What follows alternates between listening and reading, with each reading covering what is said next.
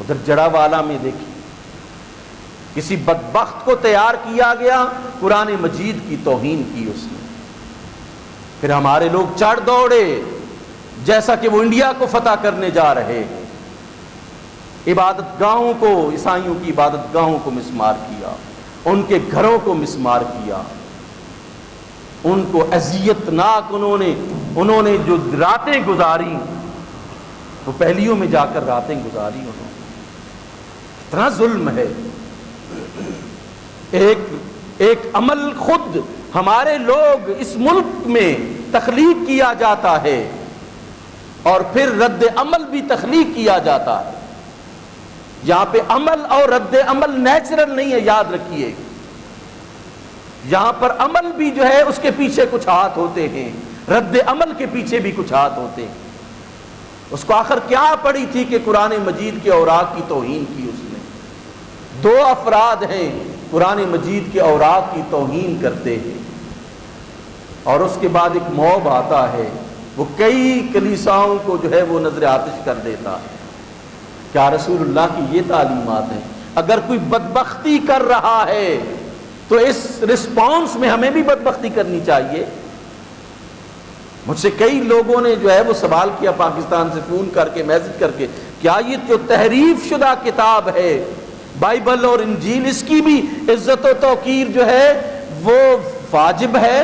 میں نے کہا ہاں واجب ہے، تحریف شدہ ہے، لیکن اس کی نسبت تو اللہ کی ذات کی طرف ہے۔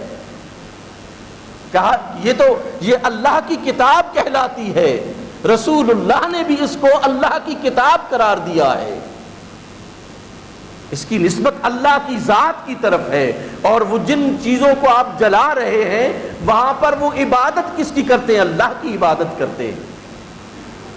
شرم نہیں ہے یہ آپ کو؟ اقلیتوں کو رسول اللہ صلی اللہ علیہ وآلہ وسلم نے فرمایا کہ جس نے معاہد کو قتل کیا، قیامت کے دن اللہ کی بارگاہ میں اس کا کیس میں خود پیش کروں گا، میں خود پیش کروں گا۔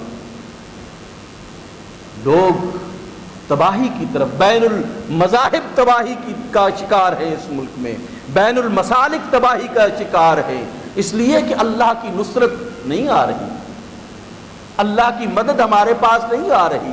کیوں نہیں آ رہی؟ واضح راستہ ہے کہ ہم نے اس کو چھوڑ دیا، اللہ کو چھوڑ دیا ہے۔ اگر اللہ کو ہم نہ چھوڑتے تو یقین جانے کہ یہ جو دنیا سے ہمیں ڈالر شالر ملتے ہیں نا، اس پر ہم کبھی بھی خوشی نہ مناتے۔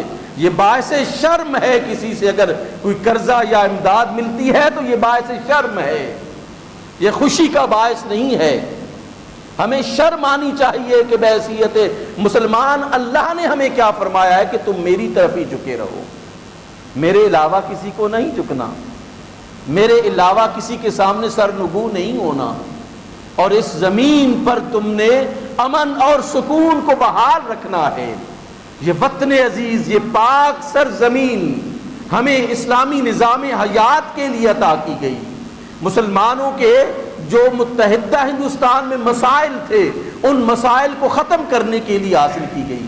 کیا اس وجہ سے حاصل کی گئی ہم نے کی کہ یہاں پر بین المذاہب ہم آہنگی تباہ و برباد کریں گے، ہم بین المسالک ہم آہنگی کو تباہ و برباد کریں گے؟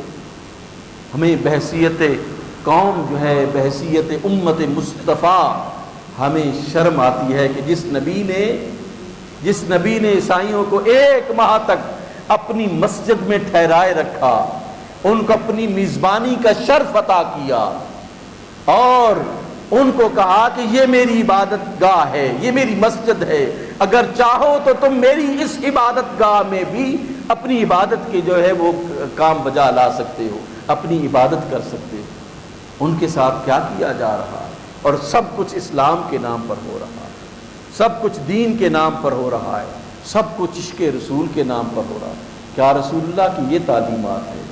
رسول اللہ کا یہ حکم ہے، اللہ کا یہ حکم ہے۔ اللہ نے ہمیں امن و امان قائم رکھنے کا حکم ارشاد فرمایا ہے۔ اللہ کے رسول صلی اللہ علیہ وآلہ وسلم جس بھی لشکر کو بھیجتے تھے آپ فرماتے تھے بوڑھوں کو قتل مت کرنا، کسی بھی قوم کے جو بوڑھے ہیں، عمر رسیدہ لوگ ہیں، ان کے ساتھ عزت و تکریم سے پیش آنا، آپ فرمایا کرتے تھے بچوں اور عورتوں پر ہاتھ مت اٹھانا. تم نے کیا کیا؟ بچوں کو گھروں سے نکال کر انہیں جو ہے وہ جنگلوں میں رہنے پر مجبور کیا، کھیتوں میں رہنے پر مجبور کیا.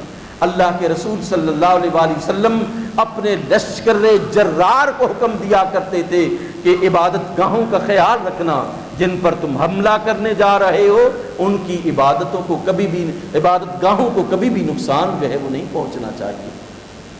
ہمیں تو رسول اللہ کی یہ سیرت پتہ ہے، آپ نے کہاں سے یہ سیرت پڑھی ہے رسول اللہ کی کہ ذرا سا عمل ہوا اور اس رد عمل کے طور پر جو ہے وہ قانون کو پس پشت ڈال کر، وطن عزیز کے امن و امان کو پس پشت ڈال کر آپ چڑھ دوڑے.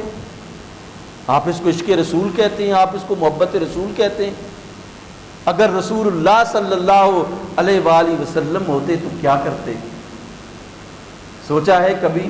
ہمیں وہی کچھ کرنا چاہیے جو رسول اللہ صلی اللہ علیہ وآلہ وسلم سے ہم توقع کرتے ہیں. باقی رہا دین، کسی رسول اللہ کی توہین کر کے کوئی رسول اللہ کی عزت کو ختم نہیں کر سکتا. قرآن کی توہین کر کے قرآن کے پیغام کو نہیں مٹا سکتا. یاد رکھیے کہ یہ سیرت رسول اور اللہ کا کلام صبح قیامت تک زندہ و تابندہ رہے گا. کوئی اگر سازش کر کے اس کی توہین کرنے کی کوشش کرے، واللہ باللہ تاللہ کبھی بھی ایسا نہیں کر سکے گا انشاءاللہ تعالی. لیکن کیا ہم کسی کی سازش میں بنے ہوئے جال میں پھنس کر اپنے ملک کے امن کو داؤ پر لگا دیں اور سب کچھ جو ہے پس پشت ڈال دیں کہ ہم کن مراحل سے گزر رہے ہیں؟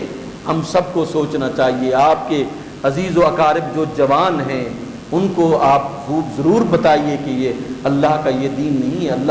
اللہ ہمیں جو ہے وہ امن و امان سکون سے رہنے کا حکم ارشاد فرماتا ہے.